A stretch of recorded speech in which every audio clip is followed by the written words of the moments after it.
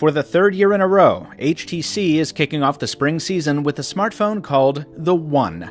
And for the third year in a row, it's an aluminum powerhouse built to make the world take notice. I'm Michael Fisher with Pocket Now, and this is our hands-on and first look at the HTC One M9.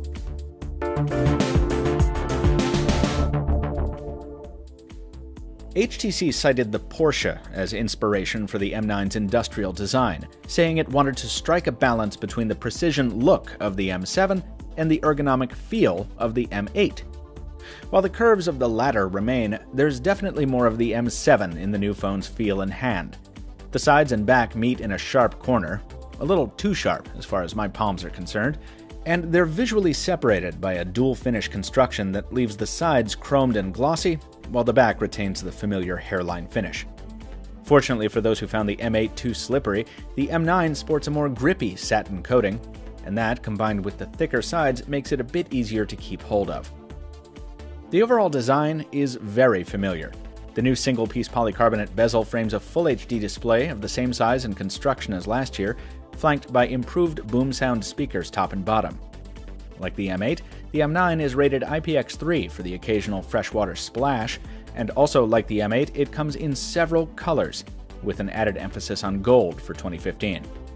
Unlike its predecessor, the M9 finally, mercifully, moves the power standby key from the top of the phone to the side, and gives it a textured finish to better differentiate it from the volume keys above. It's mounted a little low for my taste, but at least it's not on the out-of-reach top edge anymore. Beneath the casing, the M9 gets a sizable boost in specs too, a Snapdragon 810 processor backed up by 3 gigs of RAM, 32 gigs of storage, and microSD expansion, all of it powered by a 2840 mAh embedded battery. That hardware stack powers the latest revision of HTC's interface, Sense 7, running atop Android Lollipop. HTC brought us to Barcelona to try out the One M9 for 24 hours, and during that entire period I found it nearly impossible to trip up the software. Like Sense 6 before it, 7 is responsive to a fault, and while it looks about the same, it comes packing more than a few new features.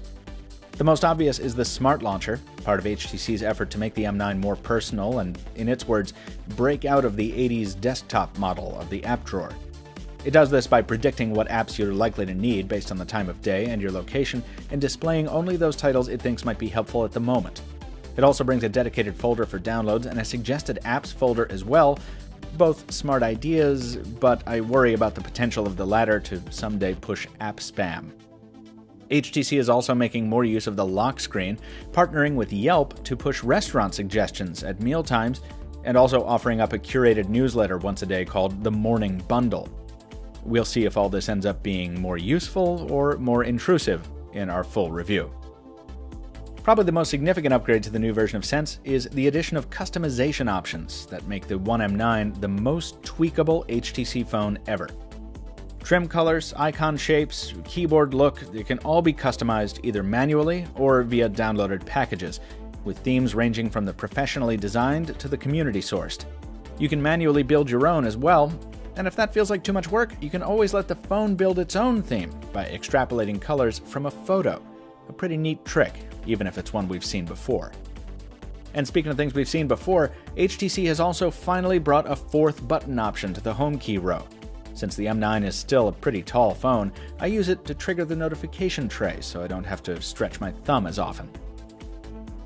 Finally, with this year's camera, HTC addresses one of the biggest criticisms of the One M8 and the M7 before it: resolution. The new shooter uses a 20-megapixel sensor capable of 4K video recording, with an optics module that protrudes slightly from the phone's casing.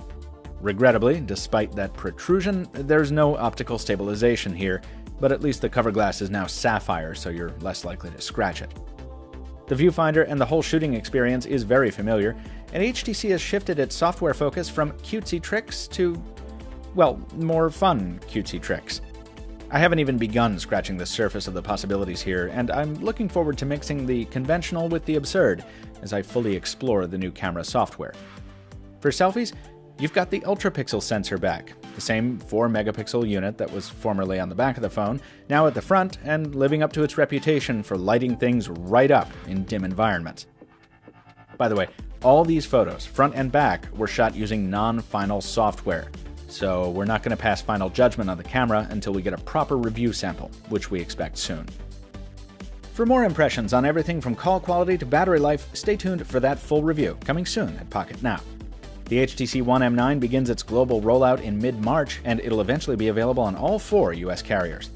Pricing is unannounced thus far, but HTC tells us to expect it to fall in line with other flagship smartphones.